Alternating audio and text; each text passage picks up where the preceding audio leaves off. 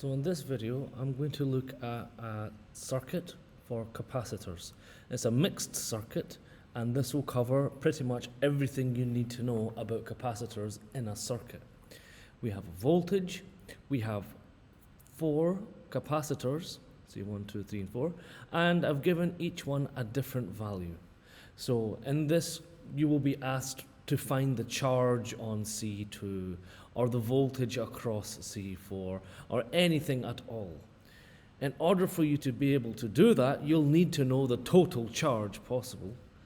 You'll also need to know the total capacitance. So I normally do it in steps.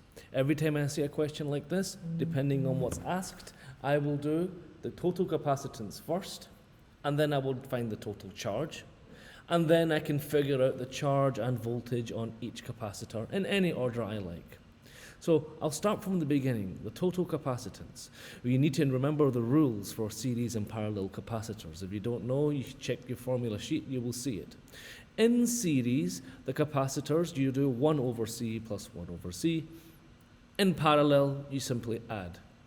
Because we have a mix of both, I have to do my 20 plus whatever this is, 1 over 20 plus whatever this is. So I can't do it yet.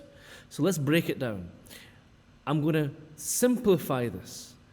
I see these two are in the same line, and then these two are in parallel with this one over here. So what I'm going to do is I'm going to quickly figure out what this is, and I can replace that with the equivalent capacitance, whatever that answer will be. And then I can add it with this one, because parallels you add. And once I've done that, I can finalize the rest of it. So here we go.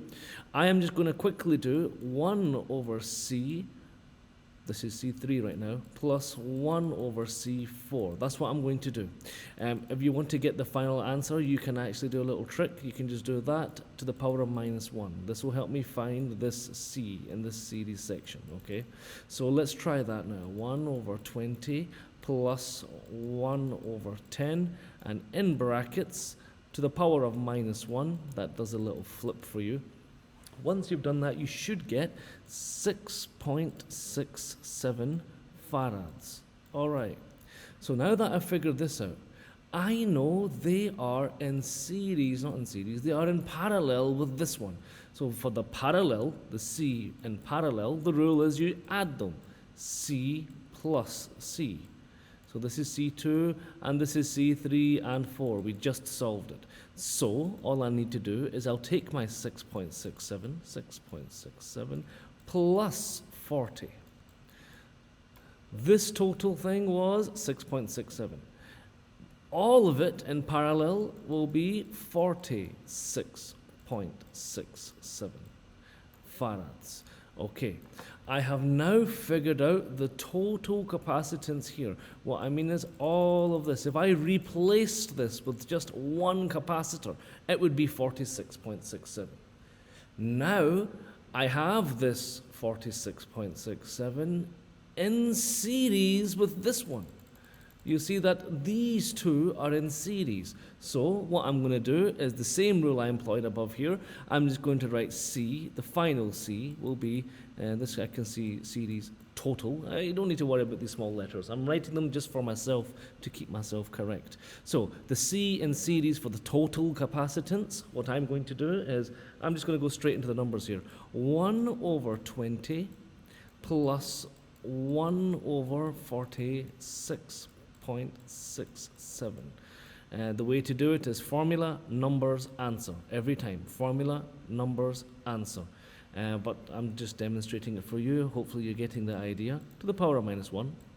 And from that, you will get a final total capacitance of 14 farads.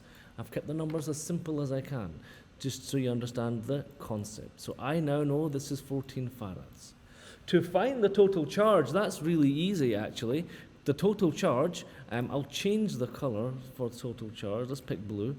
Q equals CV. I want the total charge, and I want to know, because of the total capacitance, which I now have, multiplied by the total voltage, which is 10. So nice and easy. 1, 4, multiplied by the voltage, 10. That gives me 140 coulombs. Now I know the total charge. In this whole circuit, 140 coulombs. So I have charge going through this circuit here. I have 140 coulombs. I made up this direction. It might not be going, it might be going the other way. It's not important. 140 coulombs. It will split. It will split this way and this way. So some will be here, some will be here. I don't know how much yet, but the total is 140 because it joins back here again in this junction. It'll be 140. So all that's happening is these little charges, these little electrons, they are passing through the circuit and they're building up on one side of the capacitors. That's repelling the other ones and they build up on that one as well. So that's actually why the charge is the same in series. Whatever charge builds up here will be the same as the charge that builds up over here. So I have figured that out, which means this one must also be, I've kind of just given it away, 140 coulombs. That's the idea here. This takes us to our rule for capacitors. Capacitors in series have the same charge. Capacitors in parallel, they will separate the charge. Okay, straight away, to find the charge and voltage in each capacitor, C1, it is in the main branch. Because it's in the main branch, the Q will be the same as the Q total, the Q in the main branch. So that is just directly 140 coulombs, no need to calculate anything. If I've done that, I can quickly also find the voltage. I can quickly find the voltage as well. I'm going to do the V equals the Q going through this capacitor divided by the actual capacitance itself, Q over C. I'm just rearranging the typical formula, Q equals CV. It's the only rule I need here. So let's do it. Q over C, 140, and I'm going to divide that by the C, which is 20. 140 divided by 20, and that will give me 7 volts. There we go. So this has 7 volts on it. Okay. Next, thinking about the rules for voltage in series, as in these two sections, they must add up to 10. So if this is 7, you can kind of guess that this must be 3, all of this, but we can calculate it. So we've done for Q on C1. Let's do the V as well, we've done. Let's now do the V for this whole parallel section. I'll do it on this side over here. I will calculate the voltage here, and then I can figure it out individually, because I know that if I find the voltage for this one, it is the same in each branch. So I'll use the same voltage over here. Okay, so let's get on with it. What am I doing? I am trying to find the voltage in this section. V equals Q over C. Now, I'm trying to find the parallel voltage, so I will use this whole capacitance and the charge coming in and out of it.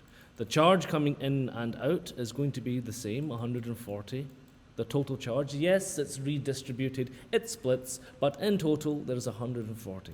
And I'm going to divide that by the capacitance. Which capacitance? Well, because I'm only considering these 3, which is a mix between series and parallel, I need to know the overall capacitance for that whole section, this whole section. Now, I already have that here as 46.67, and if I stick that in my calculator, I will get 3 volts. Let's check. Let's do a little check here. This is the first check. That's okay, by the way. Check. 7 plus 3 equals 10 volts. We are correct. So this looks good. This is 3 volts, and this is 7 volts. The total is 10 volts. Nice. Now, I realize this is 3 volts. Now let's see what happens here. So if this is 3, this is definitely 3 as well, because it's parallel. The parallel capacitance, so this will be 3, and the 3 will be distributed here again. So maybe some of it will be here, some of it will be here. We can figure it out. We'll figure it out in a little while. So now that I have figured out the voltage here is 3 volts, I can go ahead and just find the charge on this branch. So let's do that. I'm now going to just change the color again just to keep it, just keep things slightly different. I am now going to find the Q over here. exactly how much off the 140, so it should be less than 140, of course. So I'm going to write Q going through the second capacitor equals CV. And I'm only focusing on this capacitor now, so I will talk about this capacitor, which is 40 multiplied by its voltage, the 40 multiplied by 3, and that, of course, gives you 120 coulombs. 120 coulombs. All right.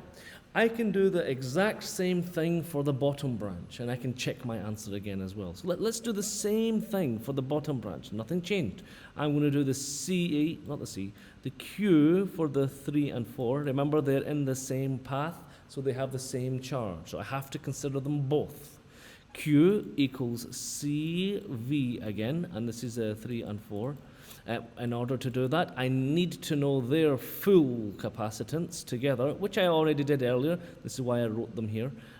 This is 6.67, and I'm going to multiply that by the voltage for the parallel section. It's the same voltage as 3. Yes, individually they have different voltages, but that's not important. It is going to be 3 over here. So 6.67 multiplied by 3, and you would get your answer of about 20 coulombs. So let's do another check. Check 2. Check 2. 20 coulombs plus 120 coulombs equals 140 coulombs. We are correct. Nicely done. This is good news for us. We have now figured out the charge on each capacitor and the voltage on each. The only thing we didn't do actually is the voltage in each of these two. So we can quickly do that now. If I really wanted to, we can do. Let's quickly do that here. I'll change this to cyan. To find the voltage here, I will just do, I'm going to bring it down here, V3 equals Q passing through it over C3. So Q, this Q is the same as this Q. We already figured that out. That was 20. So it's 20 divided by the voltage in this that they all are sharing. They are sharing the 3 volts. Remember, that 10 distributed, some of it went to 7, and some of it went to this section over here. So in this section, 3 and both 3. So let's quickly see this 20 divided by C3. C3 is also 20, which happens to be 1 volt. This capacitor has 1 volt. You can do the same calculation for the other capacitor. Let's quickly go ahead and do that right now. You're going to guess where it's about to go next, so let's do that over here. V for this is 4 now equals Q over C4. Doing that, we have the same Q, which we already know is 20, and we have the C, which it says here 10. 20 over 10 is 2 volts. Another quick check. Let's have a look. Check. I am going to do 1 plus 2, of course, equals to 3 volts. Again, we are correct. And this is nice. 1 plus 2 equals 3. Same 3 is in this parallel section here, which means 10 minus the 3, we have the 7 over here. Using that information, you can calculate anything. Thank you.